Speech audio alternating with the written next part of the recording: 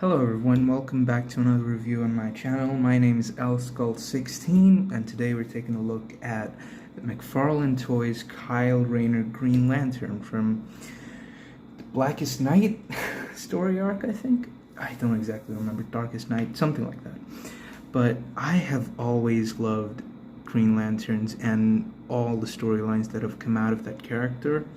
I especially love Kyle Rayner a lot. He's like my second favorite Green Lantern after Hal Jordan, which I figure is the same as a lot of people's list. But yeah, I just really like this design, and I really like the color scheme of the very pale-ish kind of green, almost a lime green, and it is lighter than almost any other Green Lantern figures I've ever had in my collection, but it still looks amazing. I especially love the head sculpt on this figure, but let's take a closer look. Now, starting with the details on this figure, I really do think this head sculpt is one of the best things about it. I love how the mask looks, I love how the hair looks, it looks just absolutely phenomenal, and I love the face shape that he has, very accurate to some of the looks I've seen from him in the comics. The mask just really stands out. It just looks great. The eyes are painted white to make it look similar to some of the comic runs that he's had. And a lot of the times, most of the times actually, most Green Lanterns have whited out eyes. So yeah, it looks great. You can see the detail on the suit is just amazing. Look at that cross-hatched kind of texture on the suit. It just looks amazing, and it is thorough all throughout the figure, and it looks great. And I just really love this design. The boots look great too, very flat line. There's not a lot of texturing on it. The gloves look awesome. The white is consistent throughout, and Green Lantern ring also looks great. The sculpting is there, but since it's such a tiny scale, I don't think you're going to be able to notice a lot of detail going in that ring. But looking at the back of the figure, it's the same cross-hatched kind of texture. You can see there's creases here and there, which almost make it feel like he's wearing the suit instead of a suit that is forming on top of his body, like a lot of Green Lantern suits look like. But this just looks like an actual cloth suit because of some of the creases that are going on here. But yeah, the detailing on this figure is great. I mean, for a $20–25 figure, I really do think that this looks phenomenal. But taking a look at some of the accessories that come with this figure, it's not a lot, but it's good enough to get by. Starting with the lantern, of course. This is not how I picture most of the lanterns for Green Lanterns to be. It is kind of a lime-ish color, but the thing is, it looks like it's made out of the energy, the willpower energy out of the ring, when the lanterns are supposed to be like an actual physical thing. But I don't really know the storyline too well, but if it is like this, I apologize. But the detailing for the sculpt on this lantern it's great. You can see the Green Lantern logo there. It is asymmetrical when you look at it from the side, so that's very unique and it looks very cool. And of course, Kyle can hold it very easily, just put the handle inside that left hand there. Taking a look at some other accessories, we do get this energy sword, which also looks great. The sculpt work is great on it, and it balances out really nicely. There's no major weight to it that would pull the figure down. So yeah, it just looks great with the figure.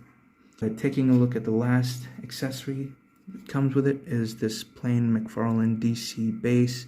Not a lot going on. Ooh, there's some dust on it. Not a lot going on, but yeah, it's decent. It works. The figure has peg holes at the bottom of the feet. It does plug in, and it works like a charm. really helps to hold the figure up. If there is any problems with you trying to stand the figure up and it isn't working as it's supposed to, the base is a great alternative for that. Now, taking a look at the articulation, the head of course swivels side to side, goes up about that much, goes down quite a bit. There is a tilt because it is on a ball joint, I think, but yeah, you can get really expressive with that. There is a shoulder in and out movement, a butterfly joint, and it is all green, so it won't match up with the black perfectly, but it still works for what it is, and it does move up and down a tiny bit. The shoulders, you can rotate them 360 degrees. They go out about that much, and there is a bicep swivel right there. You get double jointed elbows, which bend in almost all the way. You get standard McFarlane joints on the wrists. You can get a swivel out of that. You can get, if it would just focus, but yeah, you can get a hinge out of that. And if you turn hand around, you can get almost sort of a side-to-side hinge out of it. Yeah, that's a pretty cool thing I love about these joints. For the torso and the waist combined, it does go forwards about that much, which is not a lot, but it works for what it is. I would like for it to have more articulation, but I don't mind the way it is. It does go back a lot more though, so they did have the potential there to give it a more forward ab crunch instead of a backwards one.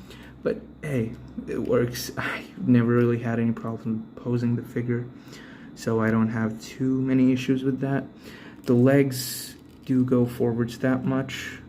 The crotch piece is a soft material, so it doesn't hinder the articulation. The legs do go backwards a bit.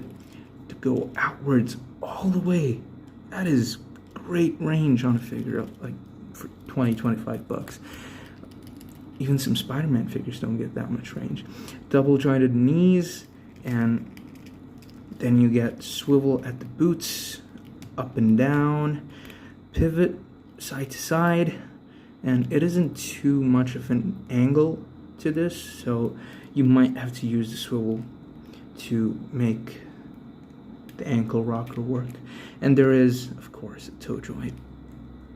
Now, for the height of this figure, it is a bigger scale, so you won't be able to fit it in with some of the earlier DC figures from other companies and your SH Figuarts and all that stuff, Marvel Legends. It is a 7-inch scale, so I do think it would be better off with figures like Mecha. But at the top of his head, he stands at about 7¼ inches. So that should put him side by side with some other McFarlane NECA figures pretty good, and it should scale well. But I do have all the other figures from this particular series, and I will be reviewing them sooner than later, and I will do more size comparisons in those videos. But for now, here is Saiyan Raised on Earth Goku from SH Figuarts next to Green Lantern. As you can see, a very, very vast difference in heights, but it still looks goofy in a way. But hey, it's not supposed to scale together, so I appreciate McFarlane for what it is, for how stylized it is, and it looks great for what it is. I mean, I wouldn't want to put it in with other figures, but maybe you could take some camera angles and make it look good in some photographs. So yeah, but that's pretty much it. Thank you for watching my review of this great McFarlane Green Lantern figure, and if you guys would like to see any other size comparisons, I will do that. You can just comment which ones you want to see it next to, and if I have those figures in hand, I will definitely, without a doubt, compare them and put them in another video. But I hope this was informative at the very least. But yeah, I hope you guys enjoyed it, and most of all, have a good day. See ya.